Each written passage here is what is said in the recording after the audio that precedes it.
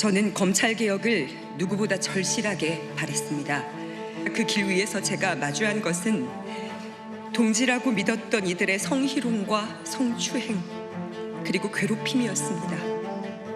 당은 피해자들의 절규를 외면했습니다. 피해자들에게는 또 다른 가해가 쏟아졌습니다. 너 하나 때문에 10명이 힘들다. 우리가 왜 네 눈치를 봐야 하냐. 사건이 접수된 지 5달이 되어가는 지금까지도 당의 피해자 지원 대책은 그 어떤 것도 마련되지 않았습니다. 이것이 제가 더는 기다릴 수 없음을, 그리고 떠날 수밖에 없음을 확신하게 된 이유입니다. 성비위 파문에 휩싸인 조국 혁신당의 논란이 식지 않고 있습니다. 당의 미온적인 대처를 지적하면서 대변인이 앞서 보신 것처럼 탈당까지 선언했습니다.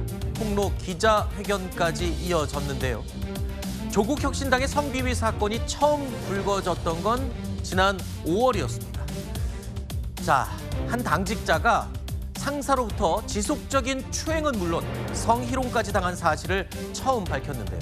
성평등을 외쳐왔던 이 조국 혁신당인 만큼 신속하고 정확한 대처를 기대했습니다. 하지만 현실은 그렇지 않았습니다. 강미정 전 대변인의 말에 따르면 오히려 피해자와 그 피해자를 옹호하고 도왔던 사람들이 오히려 당내에서 외면당하고 집단 괴롭힘을 당했다는 겁니다. 그리고 그 인원, 그러니까 피해자를 도왔다는 이유로 괴롭힘을 받은 피해자가 무려 10여 명에 달한다는 이야기입니다. 자, 어제 기자회견을 했던 강미정 대변인이 밝혔던 피해 내용들 대략 3가지 정도였습니다. 당직자 A씨가 지난해 7월부터 10개월 동안 지속적인 성추행을 해서 논란이 됐던, 그리고 상급자가 핵심 당직자를 택시 안에서 신체적 접촉을 강요했던, 또 한 가지 있습니다.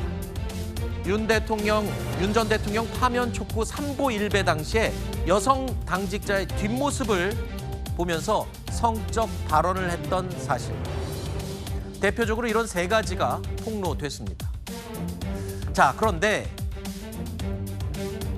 당에서 조치를 해줄 것으로 믿고 있었던 피해자들, 결국에는 아무런 조치를 받지 못하고 오히려 또 다른 피해를 당했던 게 이번 폭로의 가장 첫 번째 동기가 됐던 것 같습니다.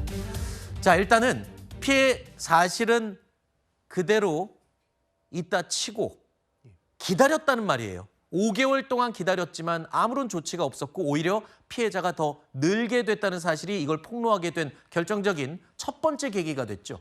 예, 그러니까 이제 그 직접적인 가해를 저지른 자에 대해서는 어떠한 조치가 있긴 있었습니다. 그런데 문제는 2차 가해와 그다음에 지금 그 당시에 이 피해자들에게 오히려 눈치를 주고 불이익을 주고 또 이 피해자를 도우려고 했던 조력자들, 대표적으로 세종시당위원장을 꼽았는데요. 그런 분들에게 징계를 하는 이런 조직적으로 이것을 침묵을 강요하고 사건을 무마하려고 했던 그런 행위에 대해서는 여전히 조국 혁신당은 침묵하고 있는 것이고요. 특히 여기에 가장 1차적인 책임을 지고 있다고 봐도 과장이 아닌 그런 조국 전 대표 역시도 별다른 어떤 발빠른 조치와 대응을 하지 않았다. 이 부분에 대해서 저는 강미정 대변인이 상당히 위기감과 아쉬움을 느꼈던 것으로 보이고요.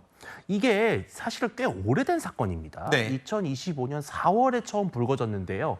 처음 사건이 불거졌을 당시에 고발이 있었을 때도 심지어 가해자와 피해자를 분리하지 않았다고 합니다. 네. 근데 이게 보도에 나오고 나서야 부랴부랴 그제서야 분리를 하는 다소 되게 아쉬운 그런 조치를 취했고요.